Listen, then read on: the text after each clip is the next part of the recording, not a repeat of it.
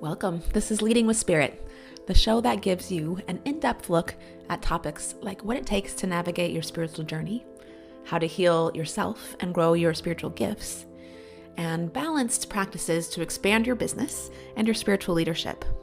I'm your host, Spirit Bird, shamanic teacher, healer, and author, here to guide you on your journey to becoming your most potent spiritual leader.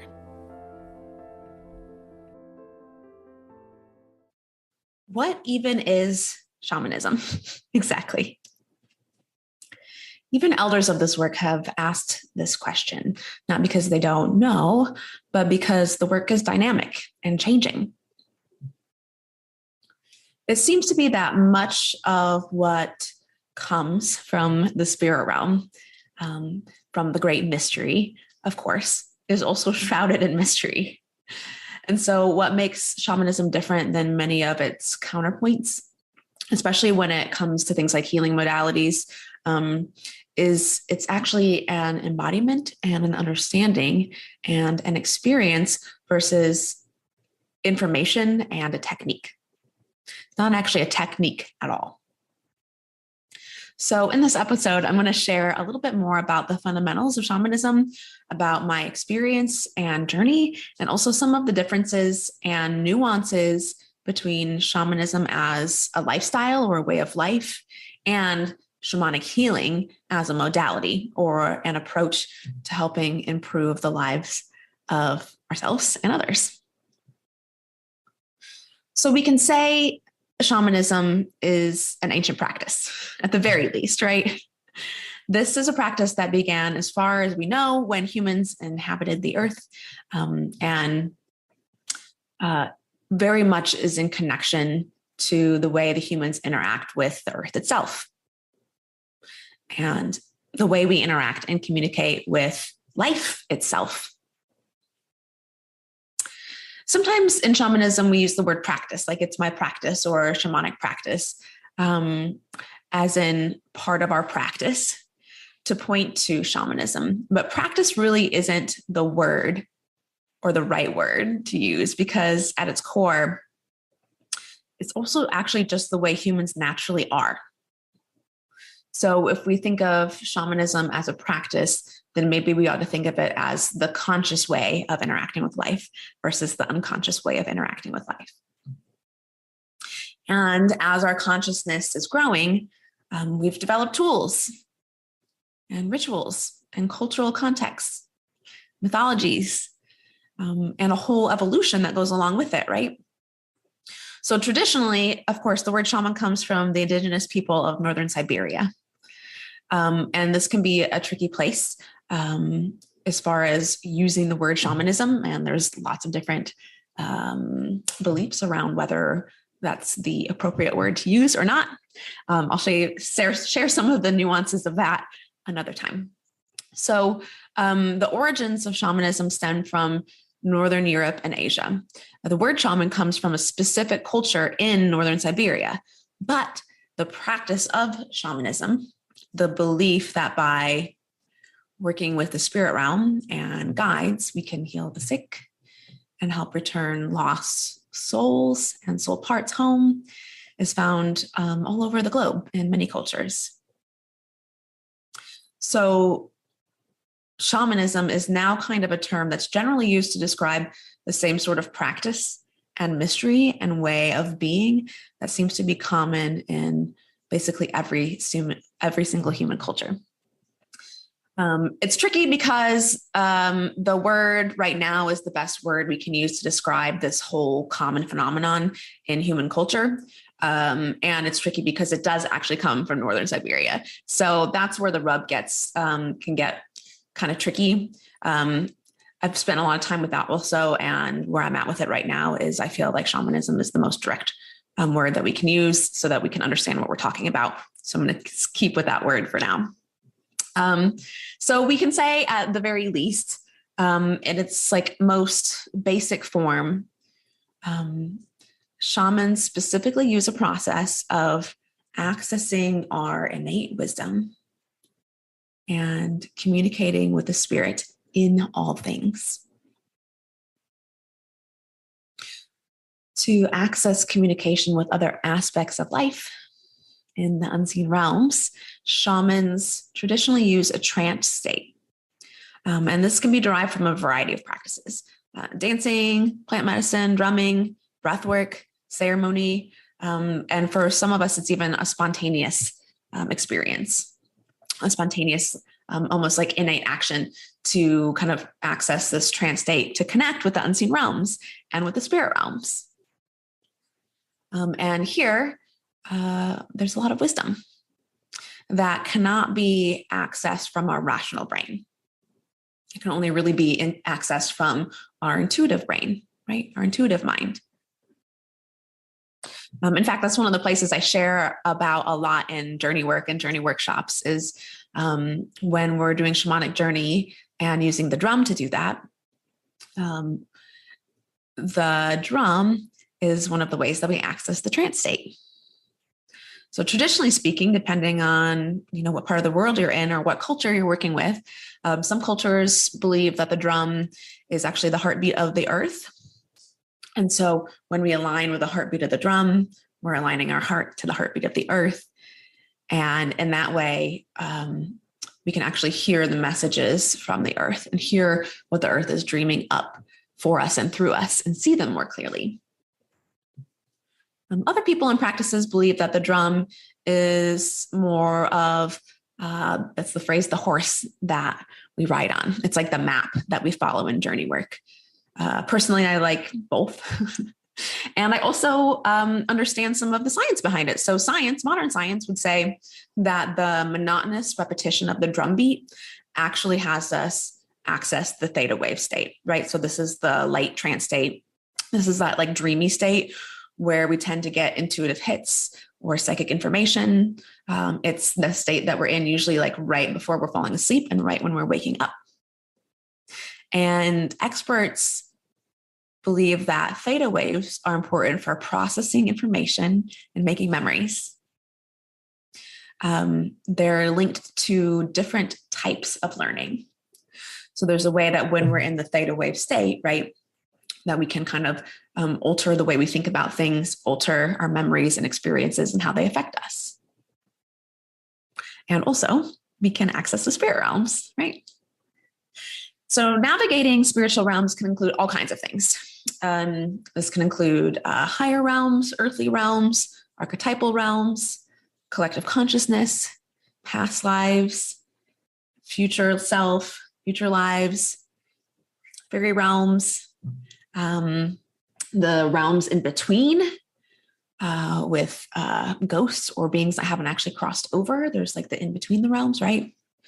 So what I like to think of this as is essentially anything that we can imagine on some level is true, right? Because we can't actually imagine the impossible. The impossible, let me put it this way, the impossible is unimaginable. So if we can imagine it on some level, it's possible, right? On some level, it's at least true, even if it's not in a literal sense, it might be in a subconscious sense in the way that our brain can understand the energetic of what's true. So before I move on, I want to add that a question that I get a lot, especially when people start experiencing these spiritual gifts or having shamanic experiences, is what the fuck is happening? Am I crazy? Right? Is this even real? And so because they're comparing their experiences to the kind of sort of left brain orderly way we do pretty much most of life in the modern context, it's confusing to be having these experiences. And when this happens, also in general, we tend to hide because we're not really sure what to make of it, right? So it's like you'll have an experience maybe being contacted by a spirit or a past loved one or somebody else's past loved one, and you can feel in your body that it's real and that it's meaningful, but the mind comes in as like, whoa, this makes no sense. And who am I to think I was just talking to a goddess or a god, right? So I get asked this question a lot. Is this real? And in my personal opinion, it doesn't actually matter if it's literally the whole truth of what's happening. If there's, literally spirit that's coming in and coming down and whispering things into your ear, or if it's simply the way that our consciousness can understand a thing that the rational brain doesn't have the capacity to understand, right? And this is a large part of mystery schools and religion, really, and spirituality, especially mysticism within religion, right? That's the whole point.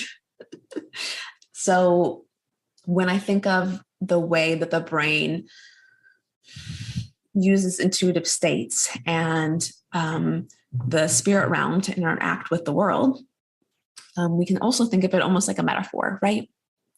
So think of the phrase, a picture is worth 1,000 words. We can't define God with words. We can't reduce a concept that's largely an understanding and embodiment into a logical frame without cutting parts of it off, without cutting off parts of what it is. We can't explain mystery. We can't describe mystery. We can only really truly point to it, right? And in many ways, all of art and ritual is an act of pointing to God, pointing to the mystery. That's why poetry speaks more clearly to the mystery and to God, because it's actually not trying to describe it. It's trying to point to it by creating a mood and an experience. And so pointing to it is what actually creates beauty. And so in the same way, much of religion and spirituality is used to create an experience where the beauty and the mystery of the universe is actually felt within. They are devoted to creating situations where we can feel the embodiment of God, of life inside of us. And so the question of whether spirits, deities, ghosts, etc., and anything really in the unseen realm is literally real or not, in my opinion, is kind of an irrelevant question and actually a distraction from what actually matters, right? So you can believe what you would like to believe. For me personally, I actually believe it's both. I believe it's both literal, and it's also just a way our consciousness can access, again, these human capacities and the wisdom that we have the capacity to bring in that the rational and logical brain can't access. And also these capacities have been shut down for a long time. And also, it's part of being human. So connecting to these realms, reconnecting, I should say, maybe to our spiritual gifts, usually comes through accessing the theta wave state. And also, once we've learned how to do that, we can actually just train our brain to reach that state spontaneously. And in a way, if that's what our life path is calling for, if we want to, there's a way we can actually sort of be in this state all the time, or access this state just as quickly as the logical brain. And I feel like this is important also because it's not necessarily the goal to only be in the theta wave state, just like it's not the goal to be just in our rational brain, right? So that there would be one part of the brain wave spectrum that is more important or emphasized more than another actually creates imbalance. And we can see that in our world today. Yeah, so on some level, shamanism is about communicating and interacting with all of life. And I also want to distinguish the difference between shamanism and animism. So animism, on its most fundamental level, believes that there's a spirit or an essence in all things. This is also true of shamanism, but it's not the only part of shamanism. So let's just start with this concept. So with the belief that there's spirit or essence in all things, we can actually talk to the tree. We can actually talk to the rock. We can actually connect with the essence that exists in the unseen realm and have a communication there, have a connection there, right? And from there, we can gain or share information or insight and wisdom from these relatives of ours. And in all things, God is in all things, right? Therefore, we can divine from all things. And also, the more parts of life we can be in communication with and know, the more we can know God. So as we develop our relationship, we become more in tune with life. And also we develop a greater respect of all of the things that we're surrounded by. So in some ways, shamanism can look like animism. On this level, they're a match, right? But shamanism is more than just animism. And I believe reducing it to animism is a disservice. And most of the time when people do reduce it to animism, I think it's genuinely from the heartfelt desire to be careful about appropriation. And also, it's not the same thing. So if we take it one step further from animism, the shamanic way of life also includes understanding cycles, the basic laws of nature that we're working through, the basic laws of nature and cycles that we're essentially riding on all the time. And we can see these cycles as fractals all throughout nature as well, and all throughout consciousness. So that can look like, obviously, the seasons, the actual weather seasons. And it also includes things like agriculture and planetary shifts.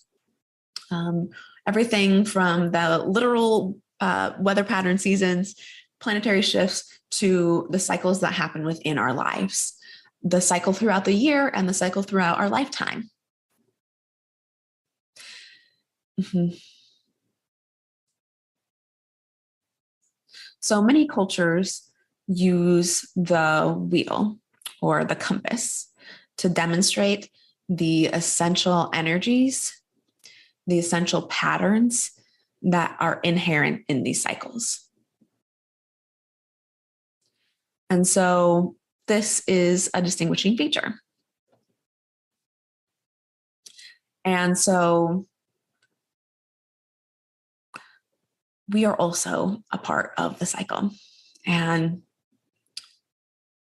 throughout our lifetimes, we'll walk through the wheel or walk around the cycle many times. In even just the cycle of childbirth to eldership is a cycle, right? So we would be born and move into adolescence and teenage years, and then to young adulthood, and then moving around to full adulthood, and eventually, into true leadership and elderhood. And then we come back around to a new beginning, right? We also walk the cycles multiple times in the course of our lives. So we might be called, or we might start a process where we're called to understand a certain thing. So for example, right now I'm in a deep process of reintegrating the feminine back in with me. And so there's a way that we talk about feminine energy as creative, and it's pleasure, and it's the joy. And we especially talk about it being creativity when we're talking about business and balancing the masculine and feminine within the business. Or, essentially the popular way of looking at the feminine is just like not working too hard or overworking or forcing or pushing, right? And that's partially true, right? But really the feminine is more about the wild, the uncultivated, and sometimes it even can look like chaos, right? Especially compared to our rational masculine point of view. And there's a way that bringing it into your life and stepping into it really requires the deepest trust. And in the process of it, bringing you into its embrace will teach you patience, will teach you ease, will teach you that life is trying to give you exactly what you're asking for. And if we can just stop for a moment and see it and trust its methods, we'll understand. Right? We'll believe. And so I know I'm in that cycle, which gives me, so I know I'm in that cycle, and it's not my first time having been around the circle of the feminine, right? But I'm on a new layer now. And so because I have the understanding that this is the cycle that I'm on, this gives me an extra lens to understand the experiences that I'm having, like why I'm having these experiences, what choices life is asking me to make, and the understanding of how to interpret the experiences I'm having, right? Otherwise, it might look like chaos. So when I feel like I'm hitting a block or a wall, I can take a step back and understand where I am. I can understand what life is trying to teach me and gain the insights that I'm actually needing and make the choice that will actually move more into flow, that will actually be useful, and that will actually be the greatest wholeness and medicine.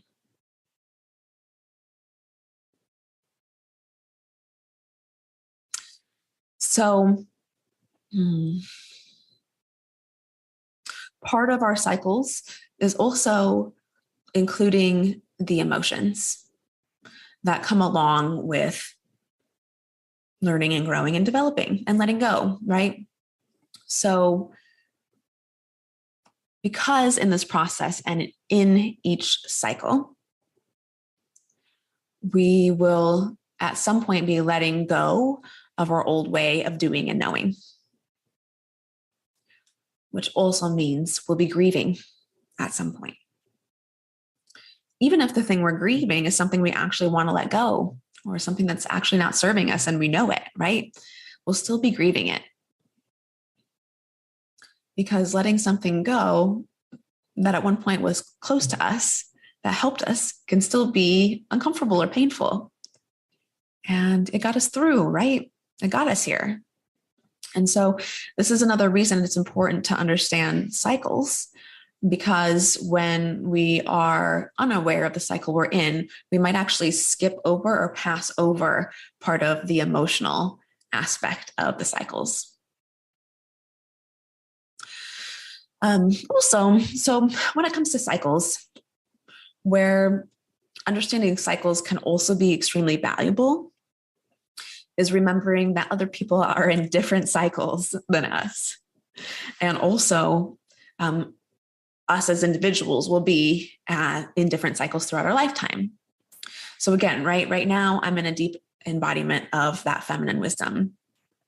And I've also been in a teaching and a feminine cycle before. It's not like I went through it and now I've got it all handled. No. In fact, even just earlier this week, I woke up and I decided to get a little bit of work done.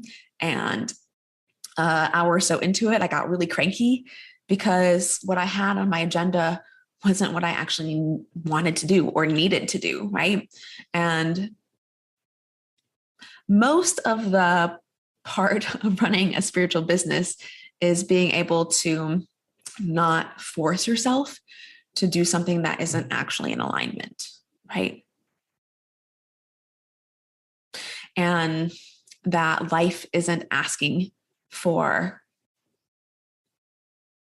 us to control more. And at the same time, also being careful not to use that as an excuse to avoid doing the things that you do need to do, that you need to do right now, or that you might need to develop to round out your circle or your cycle, right? We got to be careful not to use that as an escape from actually growing or moving forward, or growing your business. So just throwing that in there with knowing the cycles, and sometimes life will ask you to be more in flow and going with things and not having everything planned out and controlled. And other times life is going to ask you to actually have a plan, to actually follow through, to actually commit and go all the way through a process, right? So anyway, part of the reason that I was cranky is because I was really actually just trying to plan too far ahead. And it started to bring in overwhelm. And my mind started swirling around and trying to pull all of these different pieces together that were way down the road that actually didn't matter right now. And so I finally had to stop and just go outside and sit and, journal a little bit and make some notes about what was actually coming through me right now, what was actually wanting to come through me right now, versus trying to do something. My mind was on what would be a good topic and what would be a good strategy. And I'm pretty good at being able to plan ahead. And that's one of my geniuses, is being able to really see and feel far into the future.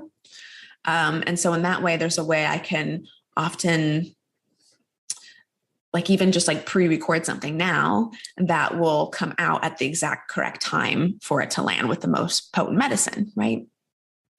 And also, that's not what life was asking me to do that day. Instead, it was asking me to just be with the stories that were wanting to come through. And so here we are. Mm-hmm. So with any teaching cycle, you'll come to new layers throughout your life.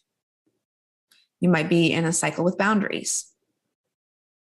Learn it and then ask to learn some more later on. You might be in a cycle of self-love or patience, or actually learning and trusting the masculine. You might be in a cycle where you're working with a specific spirit guide and their medicine. So again, just to kind of illustrate this point, hopefully concisely one more time, my first round of this cycle of the feminine was more about being able to go with the flow, not having plans and let life lead me, be able to just take it from day to day. And even though there were lots of teachings in that cycle, it was also a bit more of an adolescent place for learning about the feminine. Meaning, even though I was learning about the feminine, there was also a way I was just letting life happen to me. And that's not the full picture. That's just one part of it. And so now I'm learning from the feminine from a place of the adult, right? And then between those two cycles, I also had to go through a masculine cycle and just learn to trust structure and learn to trust protection. Learn to realize that protection doesn't mean trapping. Learning to trust a lot of things that are part of our mainstream society, right? So if I wasn't aware of where I was, I might be fighting with the cycle right now and what it's trying to teach me. I might feel the resistance more because life is guiding me to something different than the way I did it before. Or even life is guiding me to something different than what I even believed before. So with this in mind, we can also know that everybody else is also in a cycle. And they might not be learning the same thing at the same time as you. Or they might be learning the same thing, but on opposite sides of the circle or the wheel. So as you develop your own relationship with your own cycles, you'll begin to see where other people are in their own cycles a lot more quickly. So I'll use this as a transition point to where we can move back into shamanic healing work specifically. So back in the old days, the shaman was sort of the holder of this wisdom, deep understanding of the cycles, the energy of the community, and the middleman between the community and the spirit realm. And it wasn't like only the shaman did this and everybody else had no connection to cycles, right? But the shaman tended to be the holder. And generally speaking, there would be one or two within a community, and they're sort of in charge of maintaining the wholeness of the community or the individuals within the community, and the land, of course. And again, it wasn't just the shaman's job. So the community itself also had an understanding of this. They might not have been as developed. It might not have been their specific role within the community to do this for the community, but they also had an understanding of cycles. They also had an understanding of communicating with the spirit realm and the land. And they would use the shaman to help them develop that, or to help them understand when things were happening, right? And so collectively, there were rituals or practices to acknowledge all of these, to acknowledge the cycles, to acknowledge the interaction and communication with the spirit realms, and to acknowledge our responsibility and respect for one another. And so when we're talking about shamanic healing, more as a modality, it's important to know that it's not the actual ritual that has the power, right? It's not the actual practice that has the power. The power is in our understanding and our personal experience of what it's like to have a deep connection with life and be led by that. Let spirit move through us and tell us where to go to be in its highest service, to tell us what to say, to change the energetic of this thing, or to heal this person, right? And then share that connection with community. That's where our power is, to understand that personally and share that with our community. And so that's what we're coming back around to now. The return towards shamanism is popular right now. And it's popular because we're turning back towards our inner knowing and our own power. We're remembering all these things. So again, traditionally, this role might have been held by somebody in the community who took sort of extra responsibility and spent most of their life training and developing their gifts and capacity to do the work for the community. And some of that is still true today. But we're in a time of less separation. So it's not as this is that person's role and this is this person's role, and they're totally different, right? Some of our roles are starting to merge together. So let me back up and say there's, because of the new popularity in shamanism, if you've been involved in this work for a long time, like me, you might feel or be afraid that it's becoming superficial. Because now everybody's a shaman. And so we have to remember that, one, there's going to be different levels of experience. And it doesn't make one person like more or less of one. Somebody might have more experience or be more of an expert in a certain area, right? But it doesn't make one person more of a shaman or more true. So there's this little game that's going on right now in the public media about who's a real shaman and who isn't. And we can actually just let that all go because in our essence, we all have this capacity, and life is actually asking us to reconnect to this, not just in this shamanic lifestyle, like not just in the lifestyle, but actually to become the shaman of our own life, to take responsibility, to connect personally with the spirit realms, again, and to connect or reconnect with the earth again, to take responsibility for how we interact with life, understand our own cycles, and share our medicine with others. So all throughout all of the cycles, what is generally true is we'll constantly be going through a process of differentiation. So we'll have a whole, and it separates and becomes two or multiple parts, and then reintegration. And then those two come back together and they create a new whole. So in that way, there at one point was the community, and then it separated and we became sort of the shaman and the community. And now it's coming back together, right, as the new whole. So the shaman is in everybody in the community. And again, there are going to be some people that are living this out in a more formal way or a more direct way, or offering services to others. And the reason that this is becoming popular is because we are in that process of reintegration. And also now there's a whole thing happening where people are getting trained to sort of mimic a shaman instead of being led to direct experience of their own shaman within. And this is a byproduct of consumerism. So I'll just say this: if you're looking for a shaman or for a healer, or to train from a healer, you should pay more attention to how you actually feel around them than their quote unquote credentials, because that doesn't really mean anything. And many people do have a natural gift for this, especially with connecting with the spirit realms, and a natural gift for being able to bring that into the 3D, right? That's largely the role of the shaman anyway. It's not just connecting with the spirit realms, but being able to bring it into the 3D to help heal us, help evolve us, help us remember our wholeness.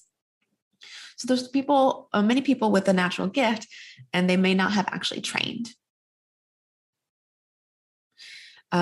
Or also, there's a lot of people who have trained and are extremely gifted, and they're apprehensive of actually offering their medicine in a forward-facing way or a formal way, because it feels like capitalistic.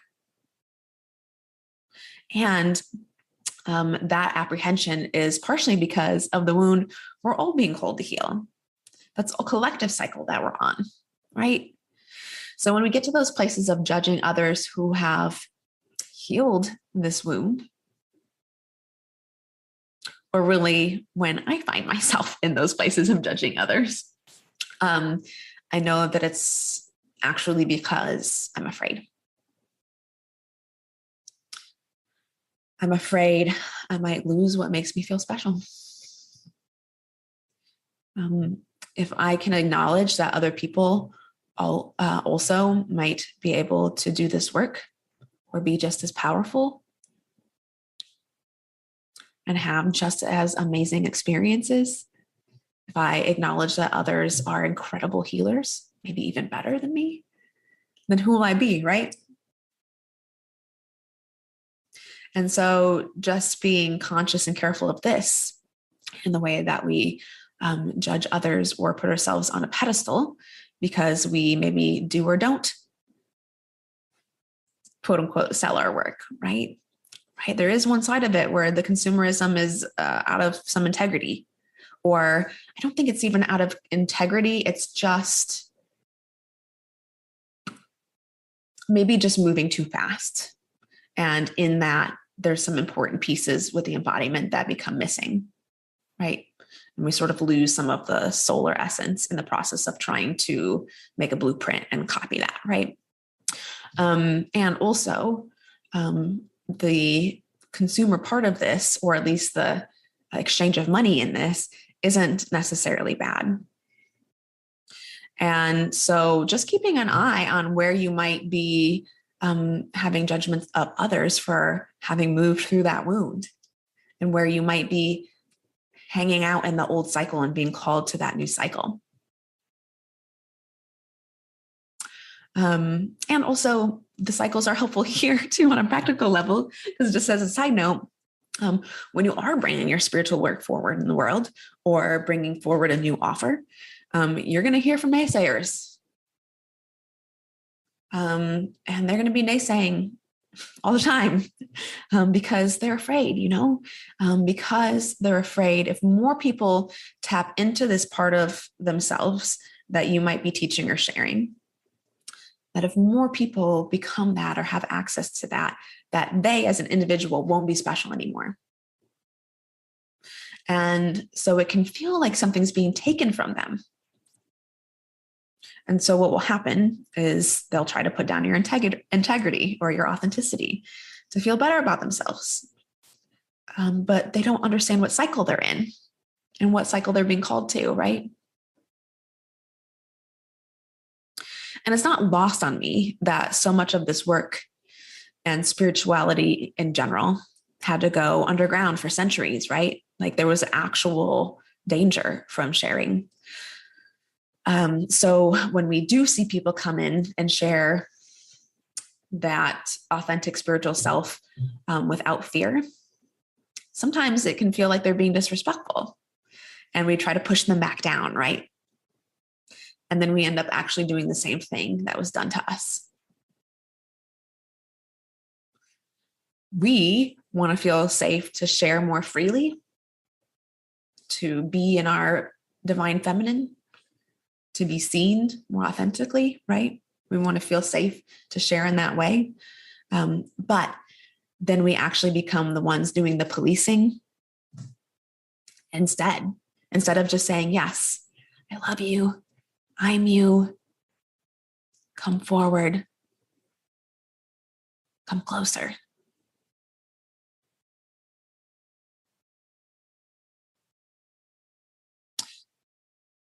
And they serve a purpose too, right? So this is also what's important to remember with the cycles, is that sometimes we can get stuck in an old cycle when it's time to leave one. And sometimes the reason that you're in a cycle is to serve as integrity checks for others, right? But part of doing the inner work is being able to see where you are, to be able to question yourself, check on your integrity, check on what cycle you're in, be able to see if you are doing it from a place of a wound versus consciousness. And also be able to, like, when you're being challenged by others, right? There's naysayers, and there's a point where that challenge has a purpose. So being able to do a self-check, hold up, am I being out of integrity here? And being able to do that without actually taking in and embodying the self-hate or self-doubt. And this is a hugely important part about entrepreneurship, especially, right? Because you're going to be out there on the forefront. So you're going to need to know how to read yourself and how to move through those challenges without taking every check or challenge or question on as your truth. And so, again, keeping in mind when you're working with, again, sort of the naysayers, what's actually happening there. It can feel like they're attacking you, right? And so what we need to be aware of is what's actually happening is they're holding out their wound to you. And so you don't actually have to take it and swallow it down.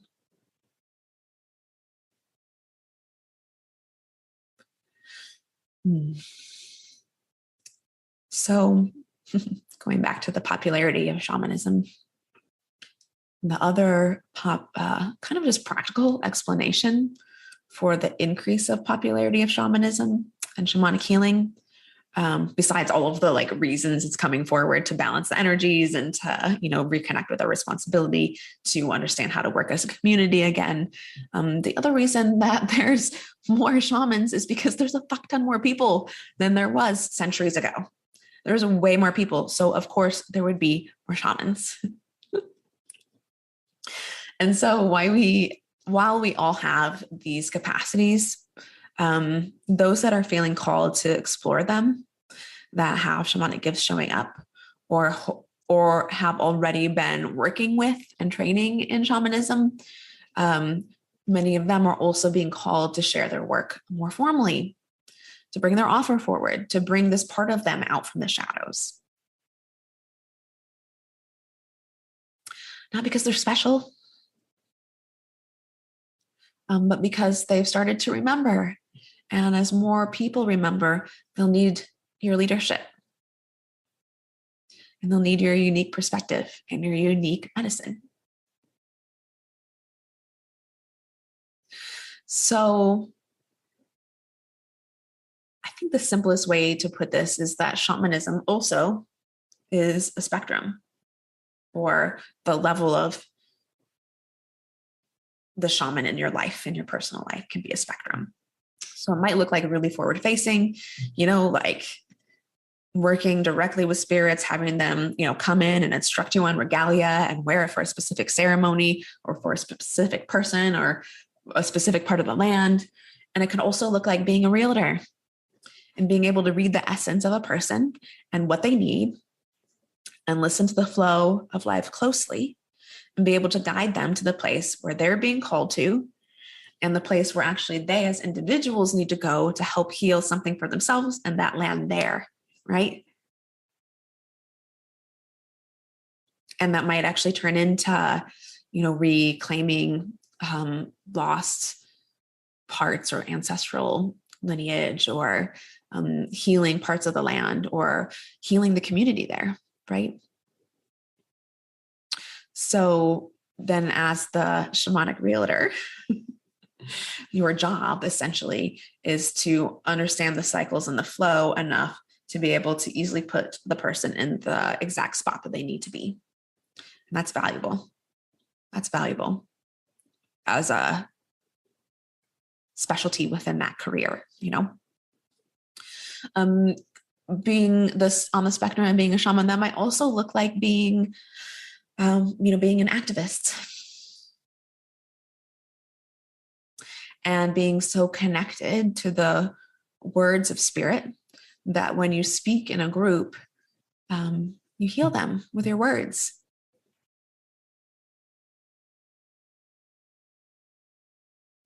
And of course, it can also look like offering sort of the stereotypical shamanic healing session where, it looks like having somebody lay on the table and you call in your animal helper and embody that spirit, and let that spirit actually come through your body for it to suck out the way that individual was poisoning themselves.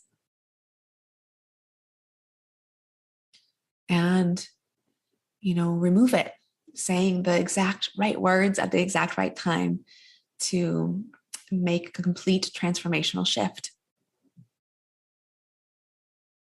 So now we're waking back up, remembering that we have these spiritual gifts, that I use the word spiritual gifts all the time, but they're not even I feel like that even puts them on a pedestal. These are just inherent parts of being human that we're remembering, right? And so we're allowing these parts of ourselves to live directly next to the gifts from, the more masculine side, the side we're used to being in more often. The realm of logic and linear thinking, from science, from patriarchy, because it's not all bad, right? And so here we are, letting these two things come together. And at the same time that it's happening in our society, it's happening in ourselves as well. Or maybe I should say, of course, the inner work actually affects our outer community directly. So what's happening within ourselves, we'll see in our society. What's also changing, again, is this old idea that the shaman is separate from ourselves too. We're being called to remember that shaman within. And in that process, we're also collectively rebuilding the self-trust to move from our inner knowing and direct experience, right? And to stop trying to cut parts of ourselves out that we don't like or don't want others to know we have. And so the game of finding that bad guy in us and shaming them or hiding them or pretending they're not there or trying to rise above them, trying to shove them down and rise above them, and the game of finding the bad guy in our family or in our community and trying to shame them or cut them out. Or we're ending the game of trying to find the bad guy in our society and trying to shame them and cut them out. All of this is like having a wound on your arm and trying to heal it by cutting off your arm. Now we're just walking around missing a part of ourselves that actually did have a function and was wanting to be seen and respected and included, but just needed a little care, you know? And so coming back around, at its core, shamanism is the process of becoming fully human in all the ways, in our sexuality, allowing all of our desires and sexuality to be okay, right? Or seeing when we're moving from when we're doing it from a wounded place to a conscious place. Seeing, and we can't move through that unless we can look at it, right? And if we pretend it's not there, we can't look at it, which means we'll be acting that wound out subconsciously, right?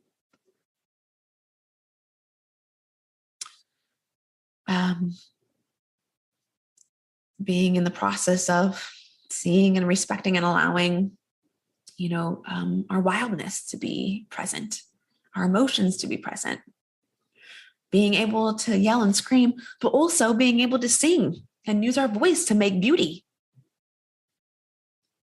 In our hearts, being able to love ourselves so much that we can have boundaries. Being able to love others so much that we can compassionately challenge them.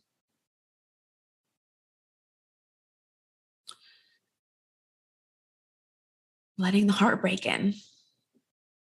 Letting it lead us, and becoming fully human is remembering our gifts as well. Remembering what it is to actually dream with the earth,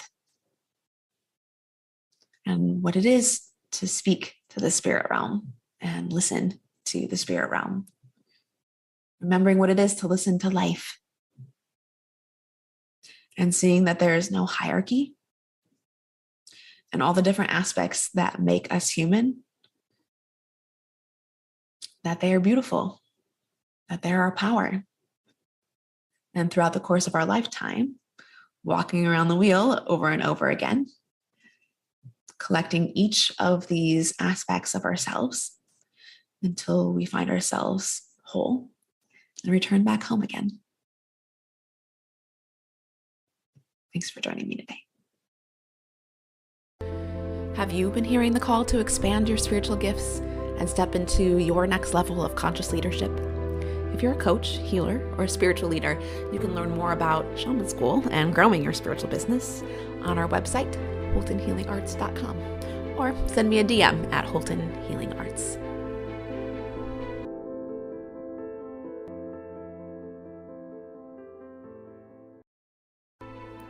Welcome to today's Member Query episode, where we explore questions about spiritual paths, intuitive gifts, growing a spiritual business, and shamanism. Do you have a question for us? Send us a DM at Holton Healing Arts. Our question for today from our membership program in the Facebook group is, I understand that I'm supposed to accept all of the parts of myself, but when there's parts of myself I really don't like and I think are bad, how do I do that?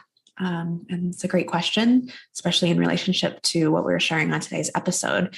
And so it is a process, it's not always comfortable, but also it does get easier. And sometimes it's actually not that hard when we, again, just understand that there's both a wounded version of that and a conscious version of that. And the conscious is, again, using the gift from that part of ourselves. And the wounded is when we are trying to push it away.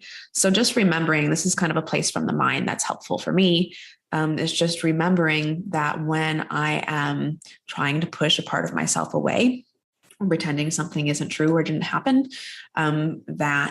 then that part of myself is going to come out subconsciously and actually probably create more wounds. So If I want to be conscious and in integrity, that's encouragement for me to go to those parts of myself and accept them, because I know that they'll be better in the long run, and I'll be able to not be doing it subconsciously, to be doing it consciously and with integrity and compassion. The other piece that I think is helpful here is to remember that everybody has these parts. Everybody has these parts. This is not a thing that only you do, or that, some people don't do. The part that you might be struggling with, everybody has. And so I think that's a place where we can bring in some self-compassion. One of the reasons we tend to struggle with accepting parts of ourselves that we don't like or don't want to have or think are bad is because we get into the mind and believe that, we are actually struggling with it the most, or we actually have it the worst, or, are the worst. And so just that one little piece with keeping in mind that you are no different from anybody else can bring in a lot of self-love and self-compassion to the whole process, which is important. We want to be able to approach ourselves, fiercely, but gently and with love, and not with the goal or attempt to, remove it, but really with the goal of actually accepting it, actually just acknowledging, this is true. This is part of who I am. I hope you enjoyed this episode of Leading with Spirit. If you did, please share the link for this episode with your biggest takeaway, tagging me at Holton Healing Arts. It would also support me if you subscribed and left a rating and review of the show, so we can support more people living their highest purpose. Until next time, journey on.